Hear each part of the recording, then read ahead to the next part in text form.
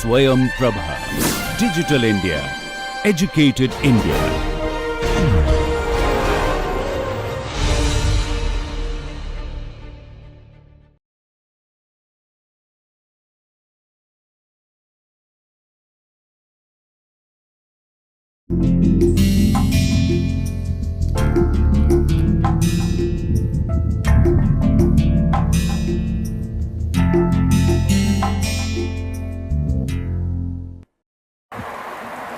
Well, friends, today we are again spending some time on religion. In the previous two lectures, I have concentrated on Karl Marx's theory of religion. And broadly speaking, according to Karl Marx, religion is seen as the opium of the working class. Now, this opium has important connotations. It's not just one meaning of opium, but several meanings. One meaning of opium is that you are not part of the reality, for which Karl Marx uses another term, false consciousness. That in the capitalist system, based on inequality, contradictions, exploitation, capitalist class through state or media will use ideology to keep the working classes in dark. And one method of keeping working classes in dark is to promote religion. So religion becomes part of false consciousness. In that sense, according to Marx, religion is the opium of the working classes. The moment people realize what is reality, they think, know, learn about reality from ideology, from leaders, from clear understanding of the dynamics of society, then religion will fade away. As in the communist society or in socialist society, when means of production will become collectivized and classes will vanish, state will vanish, religion will also vanish. So according to Karl Marx, religion is the opium of the working classes. False consciousness. But Karl Marx and many Marxist writers, including the statesman Lenin, also believe that this religion serves many other purposes in maintaining, legitimizing, and developing, promoting the capitalist system. There are different terms for this, opium, gin, but the meaning is same. Delusion, illusion, false consciousness. Now, looked at from a positive perspective, according to Marxists, religion prevails in a condition of alienation, also because it's the only hope of the hopeless world, where people are alienated, poor, unemployed, sometimes getting job, sometimes not getting job. There is a more frequent hiring and firing of workers in centers of industries, where mortality is high, malnutrition is high, diseases are high. People live in wretched conditions. Only some people, the owners of means of production, have all the benefits of development and all others are alienated. In that situation, religion also becomes a kind of hope in the hopeless world. Otherwise, the working class has nothing to look forward. In this life, they can't look anything forward. They can't expect that their life can be improved. They don't expect that the life of their children will be much better than their own life. So this religion which tells them that after your death, you will be enjoying, you will be having a much more pleasant life than these rich people, the bourgeoisie, the middle classes, the owners of means of production who have access to everything. That gives them some kind of hope and they survive. So it's a hope, opium in the sense it's part of false consciousness, but opium also in the sense that it's the only hope in the hopeless world. So a rickshaw puller struggles hard throughout the day for minimum earnings, like we always blame that rickshaw pullers and manual laborers often spend their money in drinking, that they will earn say 100 rupees in daytime and spend 30-40 rupees on drinking, carry much less than say 50 rupees to their family for maintenance of their wife and children. We blame them, but we don't realize that for this rickshaw puller or a hard physical laborer, this evening when he is spending 25-30 rupees on liquor, that is the only time he looks towards every day. If there is any pleasure in his life, it is only for those 1 or 2 hours when he goes to a cheap liquor shop and he drinks and then he feels happy. So in this, because otherwise there is nothing to look forward. Compare life of the rickshaw puller or tempo driver or hard physical laborer with life of a senior civil servant. A senior civil servant is enjoying his life even when he is working. So, day before yesterday we called the local IG of police to give a lecture to our students, and he spoke for more than 1 hour, presented some slides. He was telling about his experience of corruption and all. Now this civil servant and BTech from IIT and then IPS, this person is, and during daytime when he is working in the office, when he is taking a meeting of SP and other police officials of the city, or he is making a presentation in IIT Kanpur. In that work also there is a kind of pleasure.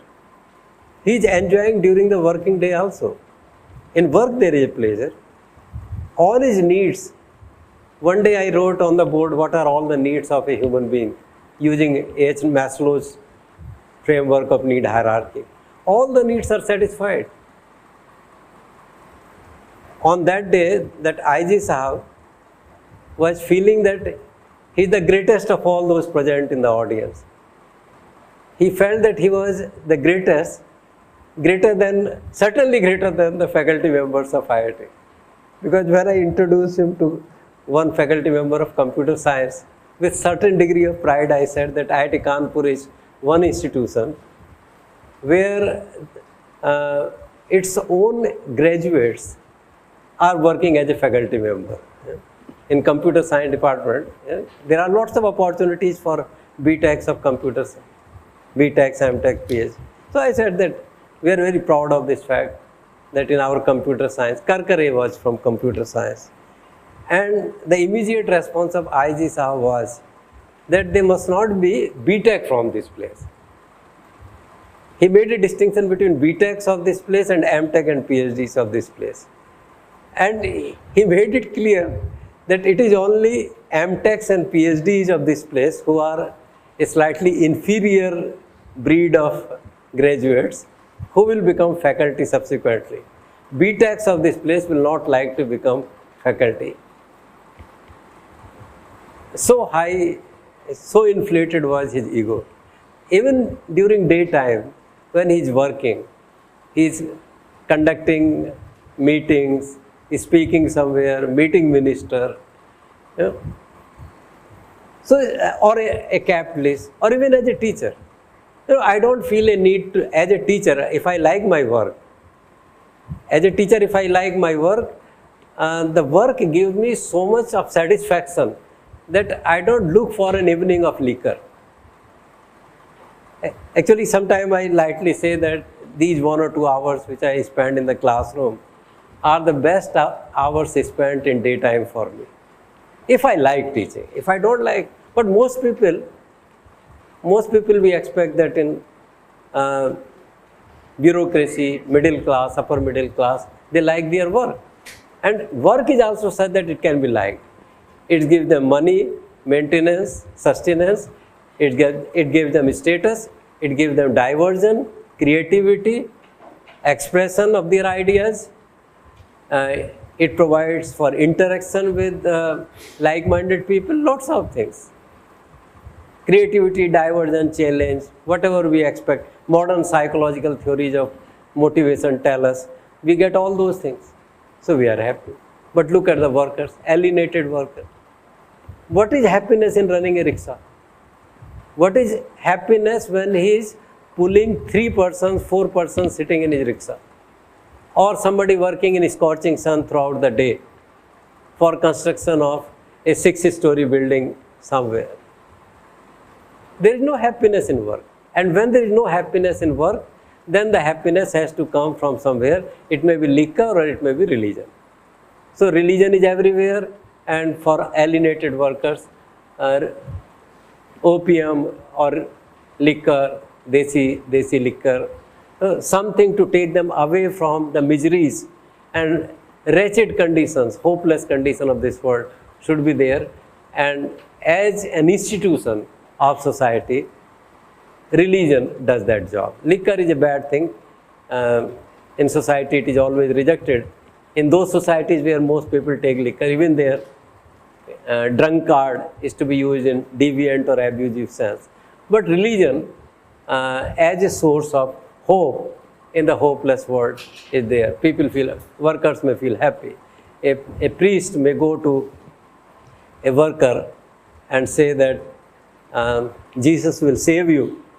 And remember that a camel can pass through the needle, through the eye of a needle, but a rich man will never enter the heaven. Heaven is only waiting for you.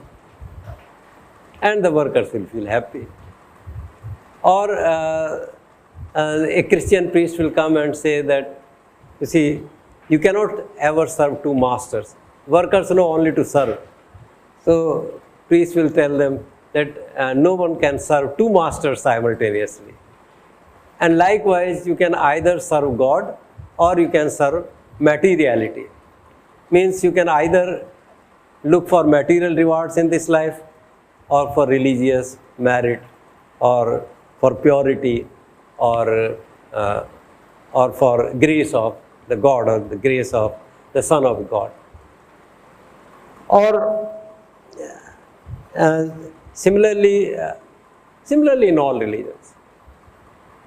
And Islamic ulama will go to workers and say that all the talk of this world has always been like that. There have been rich and poor, more powerful, less powerful. But this world is illusory. We have come here to play our role and to follow the guidance given to us by the messenger of God. We must follow him.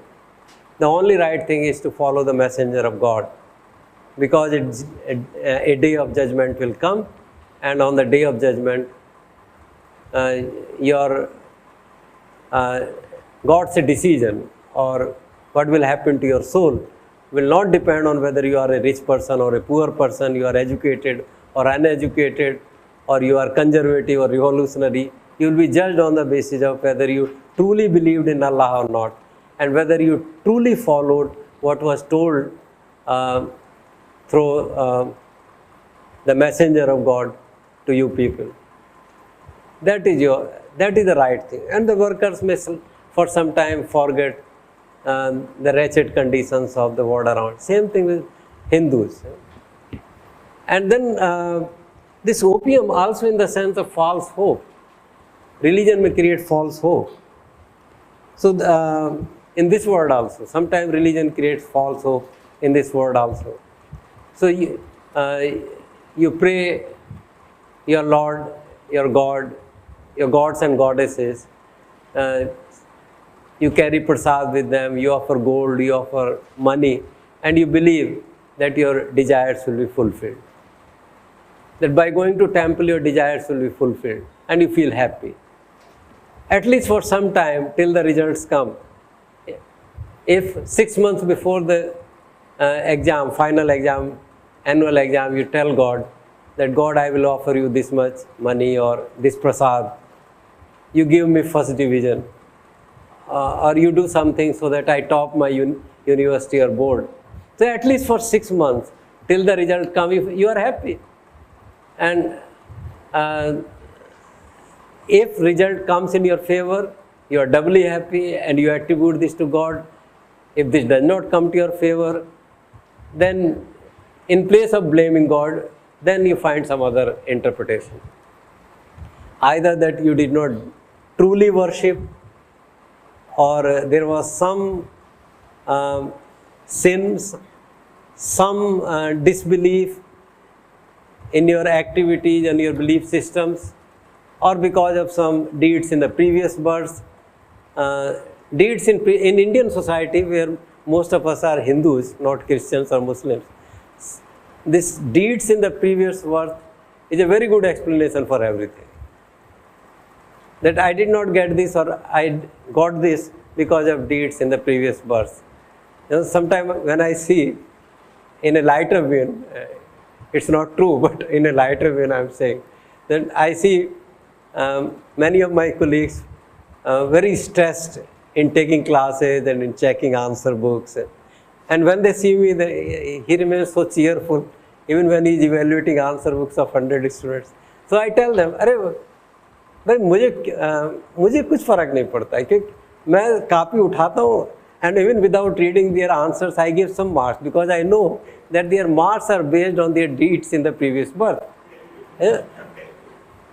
When their marks and grades are based on their deeds in the previous birth, I am only a nimit.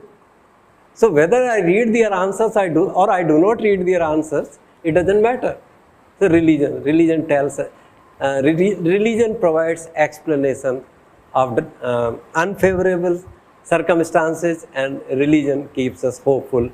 In a world, Karl Marx is more concerned about this aspect, that this world is hopeless.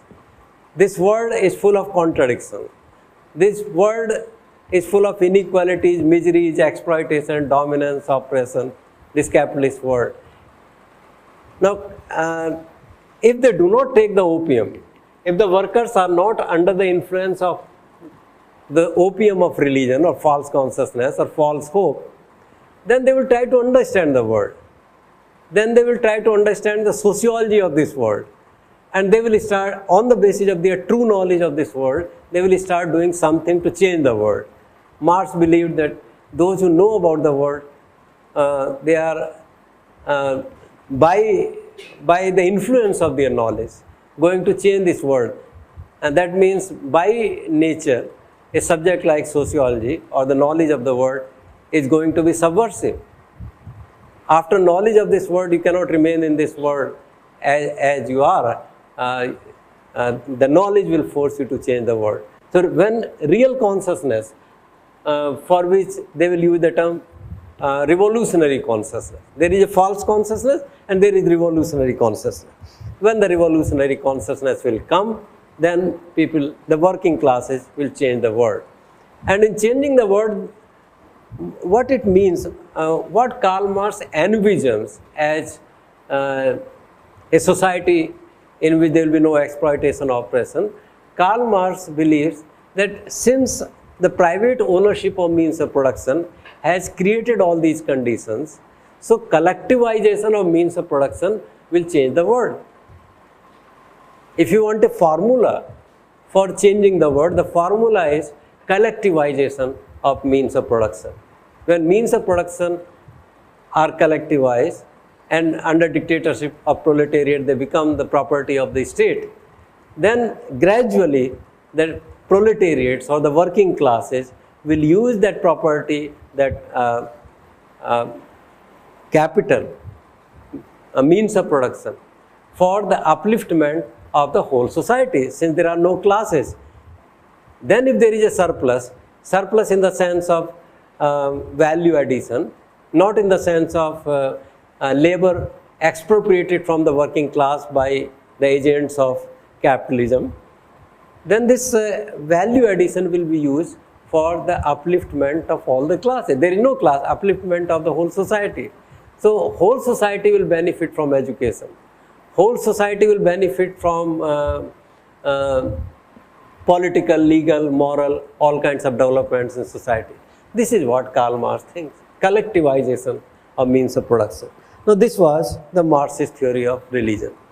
But I will be biased if I say that only Karl Marx has looked at religion, or that Marxist theory is the right theory of religion. Let us examine some other theories of religion also.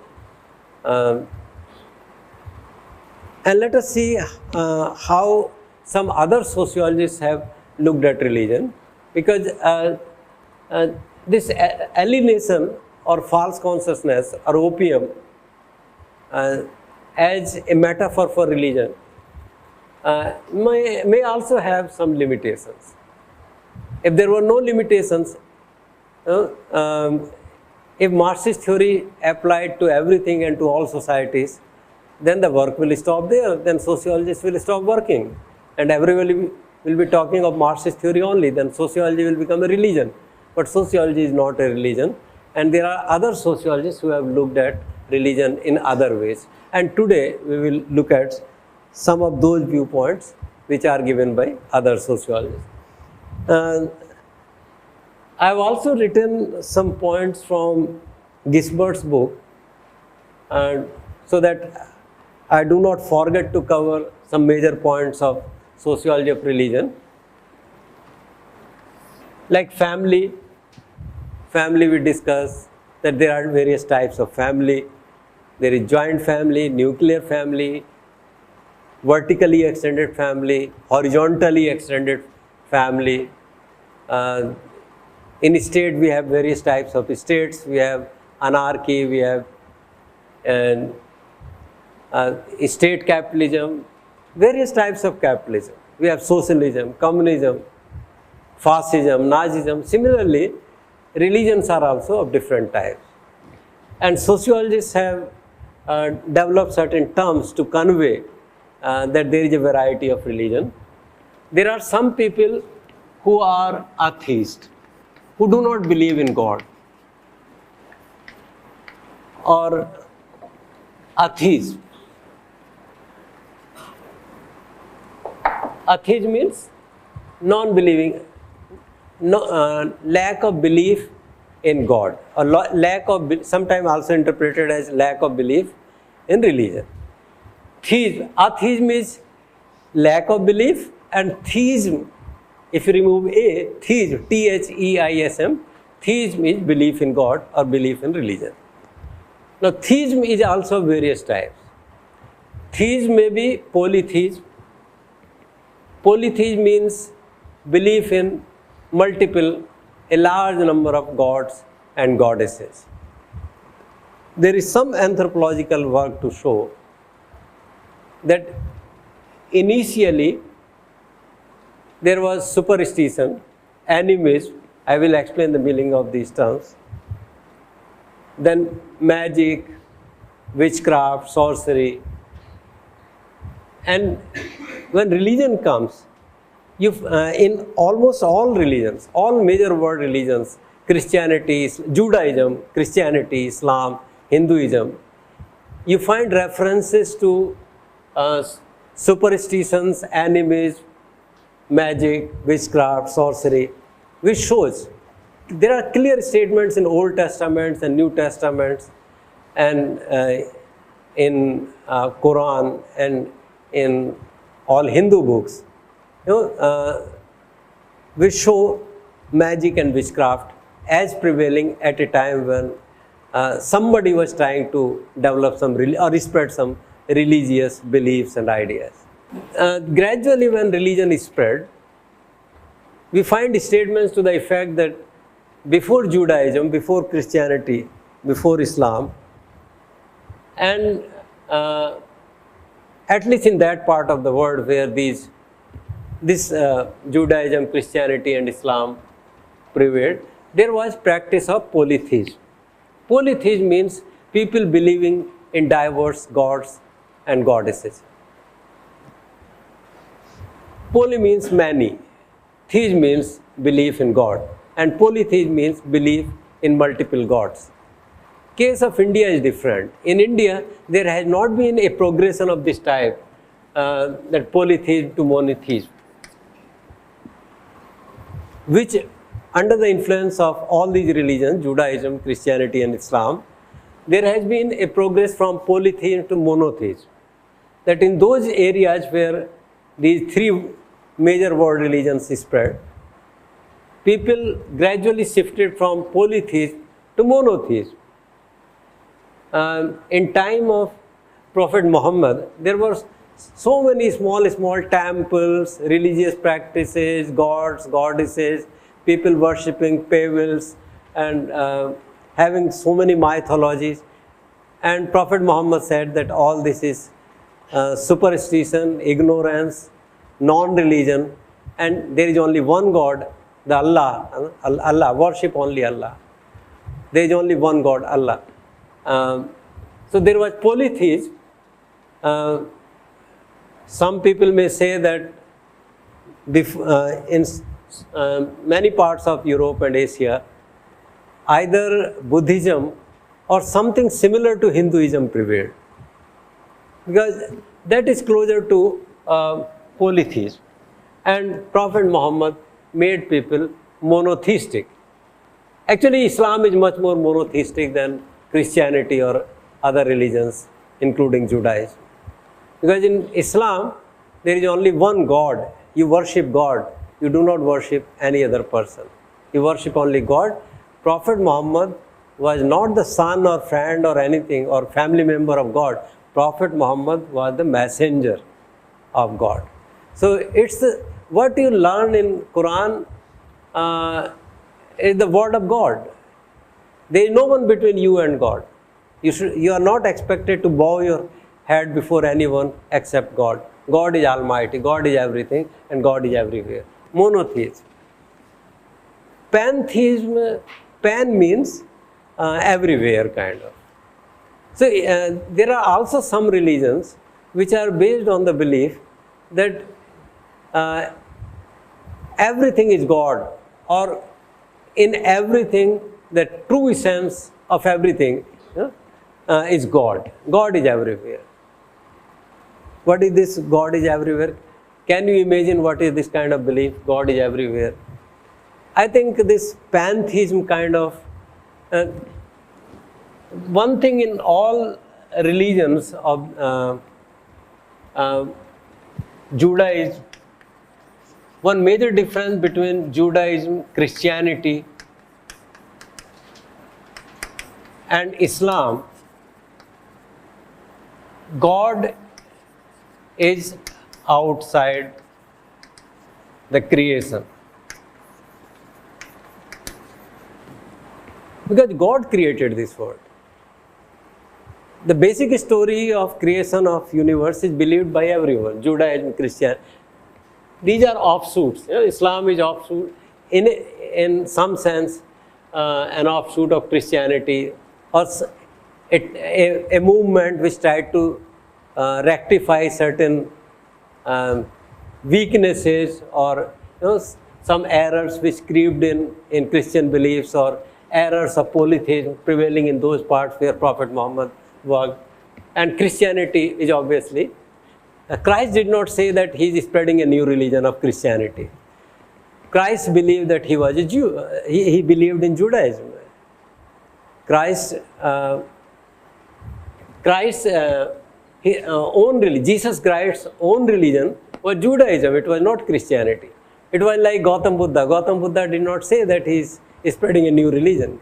He followed the same practices which were followed by Hindu seers, monks, philosophers, intellectuals, same thing. But gradually, the Christianity separated from Judaism.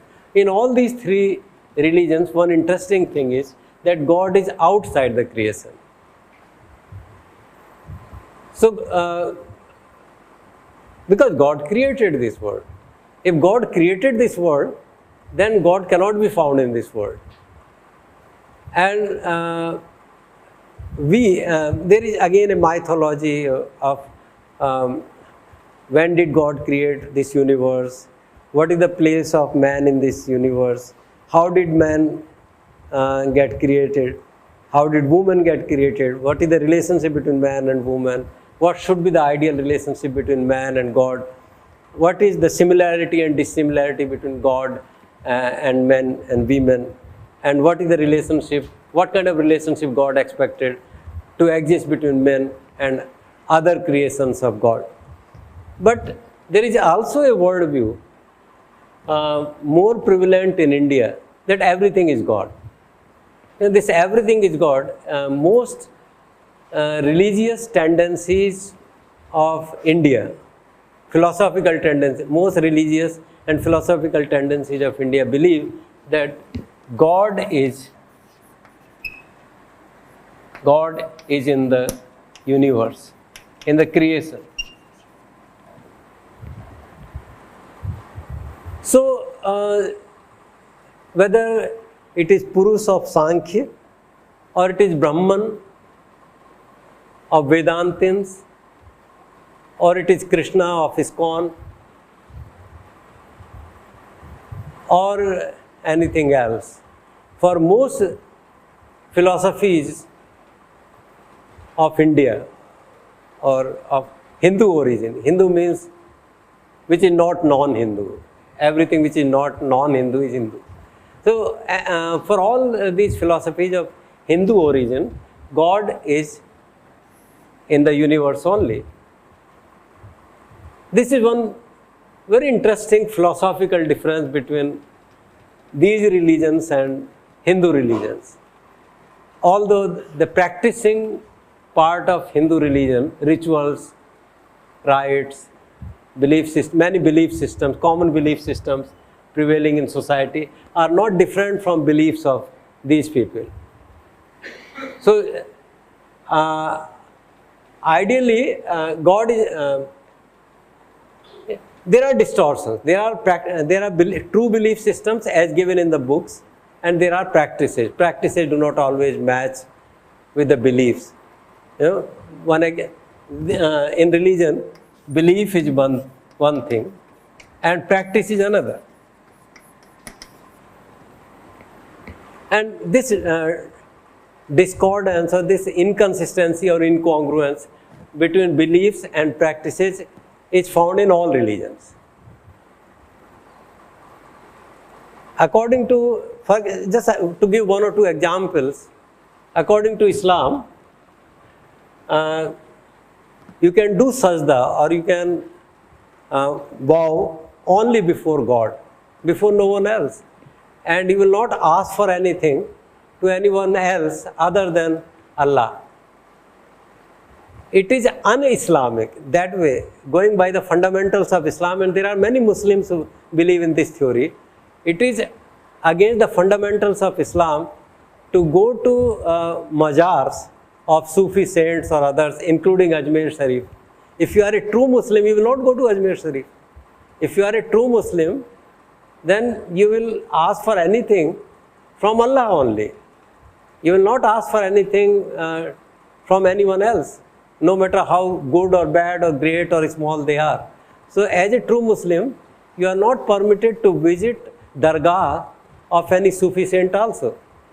And there is no need for you to go to any mosque. You can do sajda or naman or wow, you pay your true faith, reverence only to Allah. So, it is un-Islamic to go to places like Ajmer Sharif and say that if you get A grade in this course, then you will come and offer a chadar. That is un-Islamic. but a large number of Muslims go there and do this kind of thing. This is an incongruence between true belief and the actual practices. Buddhism does not believe in God. At least Hinian Buddhism does not believe in God. Only Tantric Buddhism or Mahayana or Tibetan Buddhism, so that kind of Buddhism which developed in certain northeastern part of India, it started including magic, sorcery, witchcraft, Sanskritic tradition, Brahminical tradition, so many things. It became a mixture of so many things.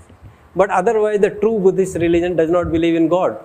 But you go to Sarnath, or you go to Bodh Gaya, or to places of importance to Buddhists, and you find that the ideal of Buddha is worshipped in the same way in which idols of Hanumanji or Ganeshji or Deviji are worshipped in Hindu temples. Again, a disjuncture between belief and practice. So this is another interesting aspect of religion, that in religion, true philosophies are one and practices are other. I was mentioning this more in the context of that God is in the universe. God is in the universe. Gita says, Sankhya philosophy says, Vedanta philosophy, Mimamsa, all theists and atheists, most of the Indian, this is wrong to say that Hindus believed in God. As a matter of fact, if you know about Hindu philosophies, you will find that most of the Hindu philosophies are atheistic. They do not believe in God. Whether Sankhya, Mimamsa, and truly speaking, if there is any reference to anything like God in Hindu philosophies, applying that to all Hindu philosophies, including Buddhism, Sikhism, Jainism, then that will be very, very abstract, something which is everywhere. God is in the universe. God is not at one place or in one temple or in one person or in one river or one hillock or in one book. God is everywhere. This is polytheism. This is polytheism means multiple gods. Pantheism. Actually, it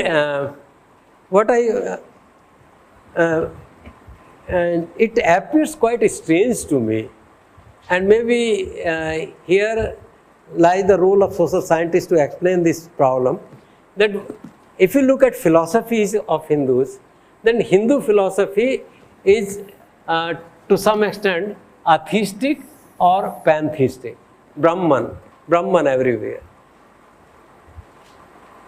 If I remember one stroke of Gita,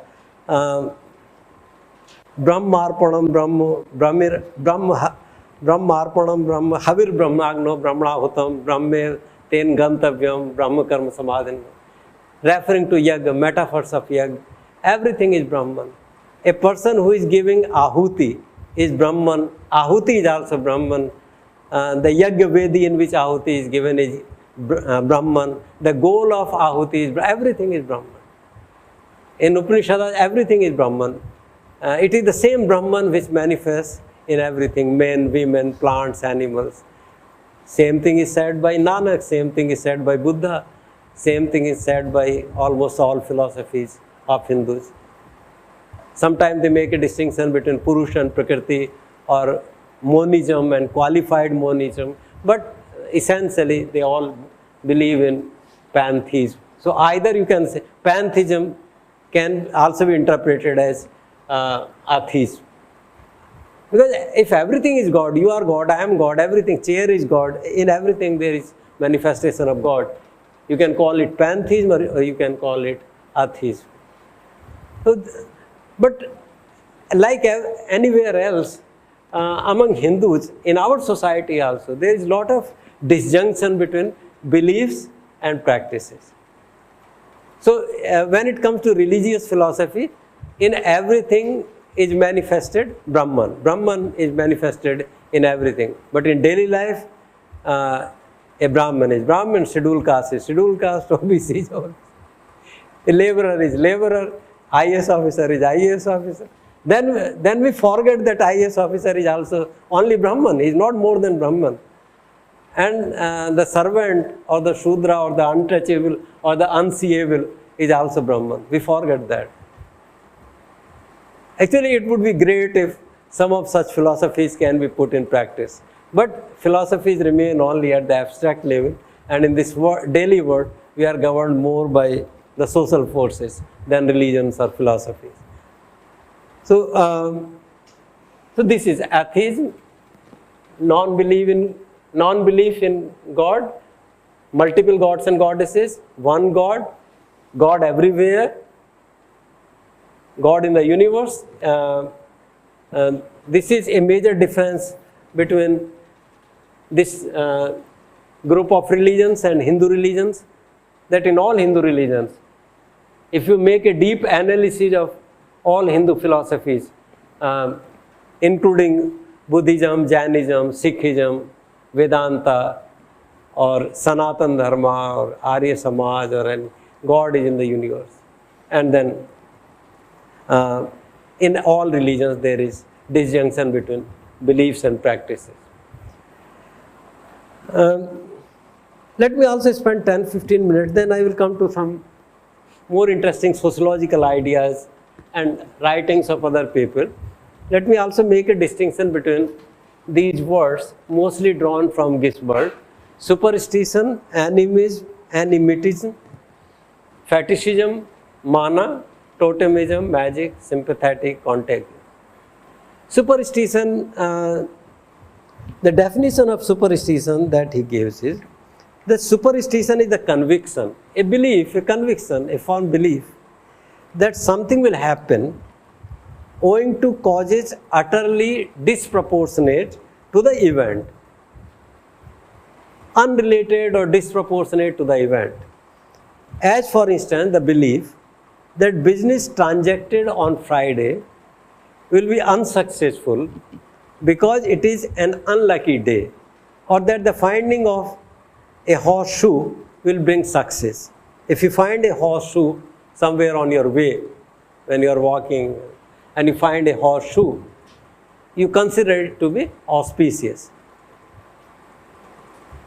I can see that many of you believe in such things. You believe that certain days favor you more, or certain times favor you more, or certain colors favor you more, or the belief that you are going somewhere and a black cat crosses the road before you, then it is inauspicious or you are unlikely to succeed. This is superstition. Unconnected things. Yeah? Actually, I would even say that much of this, many of you may be wearing some precious stones. Many people believe in precious stones.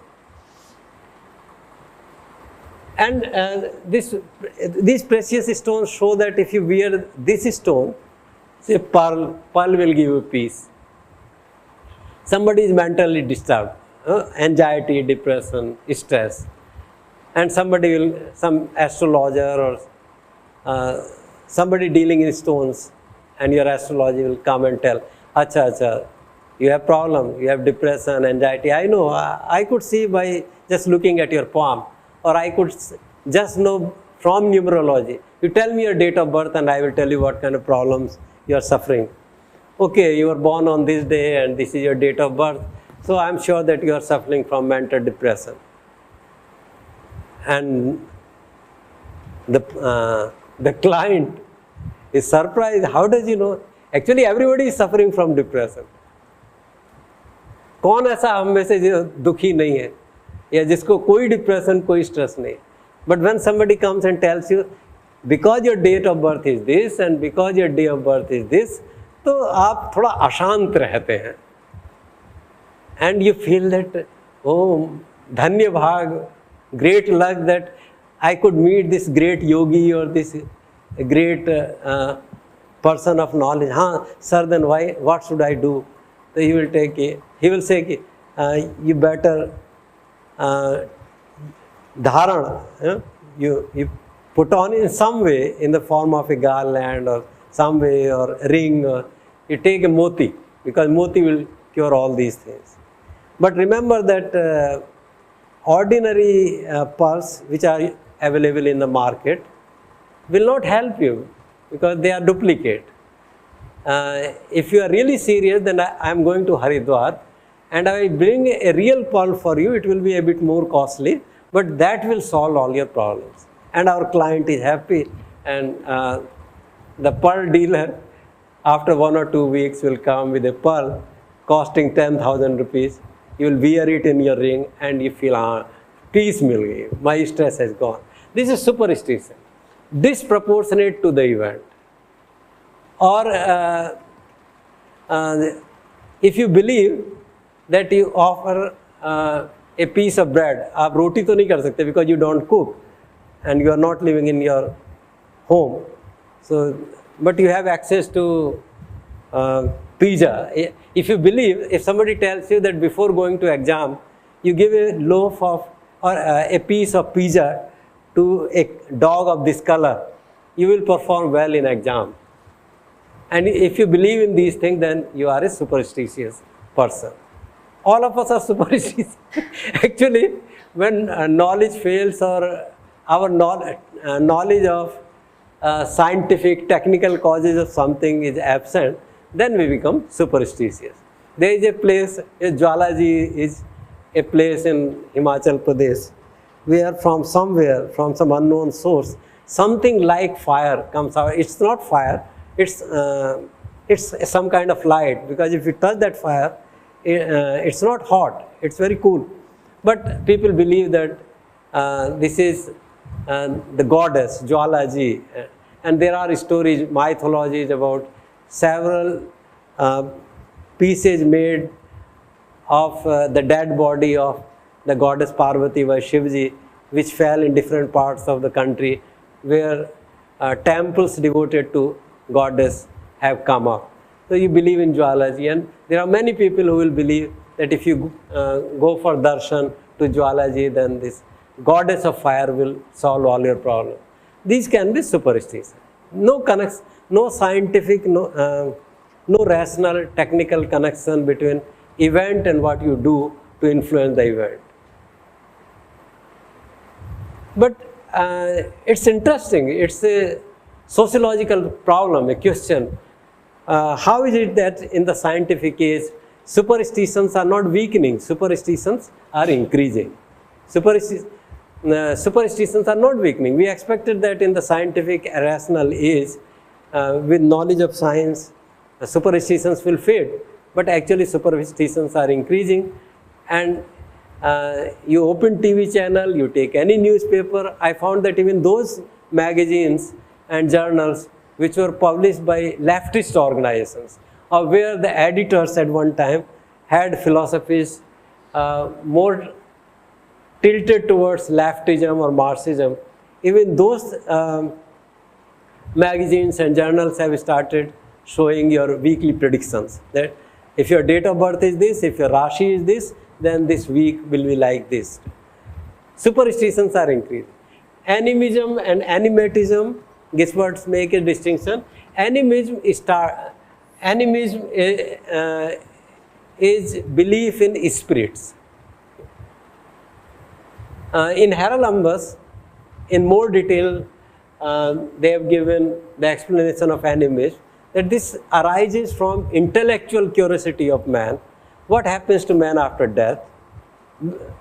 And what happens to man in dream? We see all kinds of dreams. What happens to us in dream? And what happens to a man when he dies?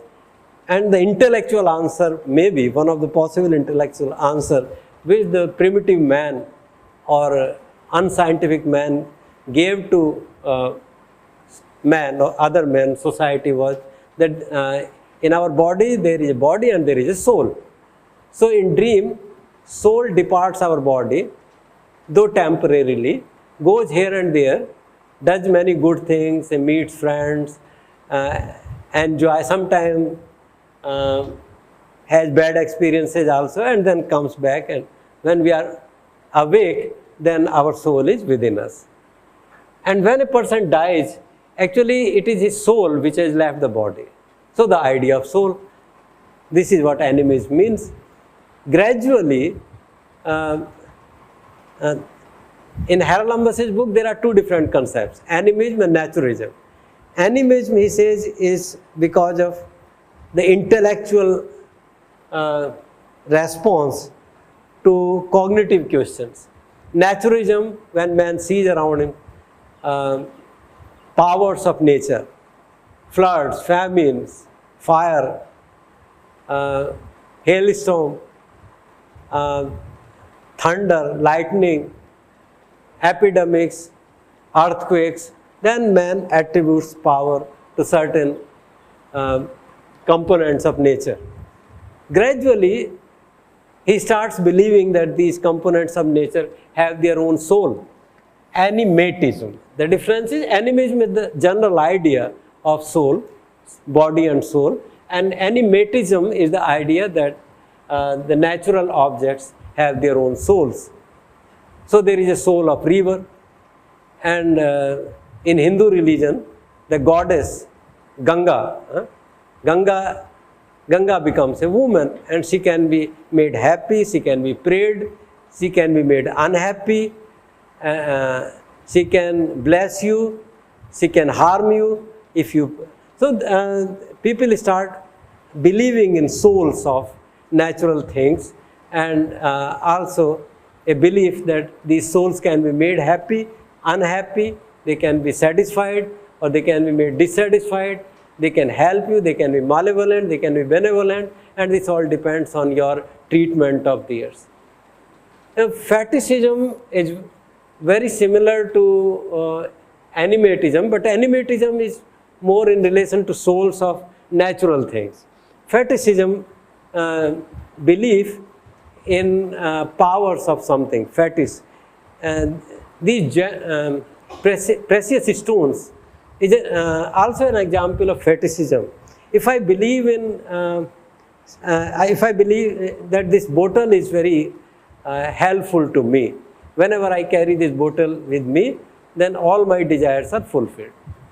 And I also believe that if I do not carry this bottle with me, when there is a court case, or I meet the director, or I meet some distant relative, or in different situations, then this belief is a kind of fetishism. Fetish can be anything. It can be piece of a stone. It can be anything. It can even be mic. It can be a bull roarer. It can be anything. It can be a chair. It can be a ring. It can be specs, a watch also, book. Anything can be. If I believe that there is some special power in something, then it becomes a fetish, and that special power is mana.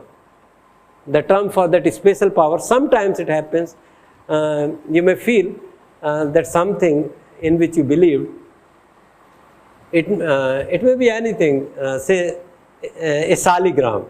Many Hindus believe in saligram. Saligram can be an example of fetish, or a trishul, a brass trishul. Some of you may keep a brass trishul with you, and that may give you confidence.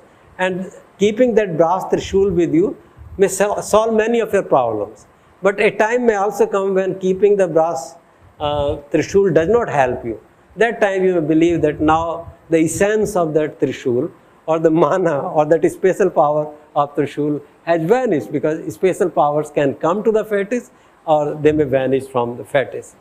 Totemism is a very similar thing. The main difference between this and this would be that totems are communal belief systems. Fetishes can be personal. This is communal, from which Emile Durkheim will develop an interesting theory of religion. I will come to that in the next lecture. Totemism is communal, and totem can be anything, plant, animal, anything, in which people believe that there is a special power. Magic is also a kind of superstition. Usually in literature we make a distinction between magic and religion. The major difference is that religion is collective, magic is personal or individual. Magic is further divided into 2-3 components. Sometimes when magic is done to promote goodness, to to achieve something good. That is called magic. Magic is usually or should normally be used for positive things. To get cured, to get money, to get long life, for education of your children, for employment. You go to a magic man and magic man will do something and you achieve all these things. That is magic. But magic, like mohs and taboos. Taboos are negative things. Mohs is a general term. So magic that way is to, magic is more of a positive term, though sometimes also used as a general term. Negative part of magic is called witchcraft or sorcery. Witchcraft or sorcery. Witchcraft focuses more on internal powers of the witches. You must have heard about Dayan Pratha in rural areas in various parts of the country, and in Bihar particularly. We often learn through newspapers that certain women will be declared Dayan and they will be killed by the villagers or tortured. Dayan Pratha, that is witchcraft, witch. Dayan means witch. So, witch is negative. Due to witchcraft, people die, become sick, do not have son. Somebody was going to have a son, but some witch does something and he has a daughter. Negative thing. To have a daughter is a negative thing in Indian society. So, magic promotes positive things. You go to a magic man for positive things, for long life, for cure, for education, for wealth, for happiness. आजकल दिमाग ठीक नहीं रहता, पंडित जी, ओझा जी या तड़वी या कोई कुछ बताइए क्या करना होगा, so that I feel more relaxed, more happy. That is magic. And witchcraft and sorcery, they are negative things. Negative thing means to kill somebody, to ensure that somebody dies, or somebody becomes sick, or somebody does not have a son, or somebody loses wealth, there is theft or dacoity in someone's house. For all those purposes, you will go to a witch or a sorcerer.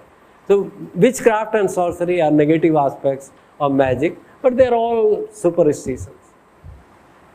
We cannot say that religion is not superstition. Religion is also, religion contains so many things. But religion, the major difference between religion and magic would be that magic is individual and religion is collective.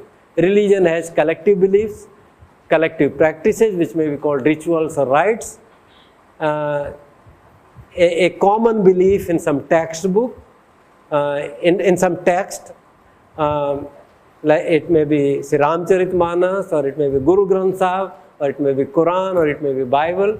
Common belief, common reverence towards a book or towards one person, some god or some saint or seer or some rishi, a person or some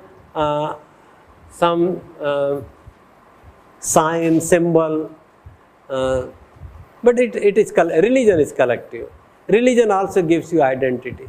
So in this lecture we stop here, and we will take up these theories in the next class.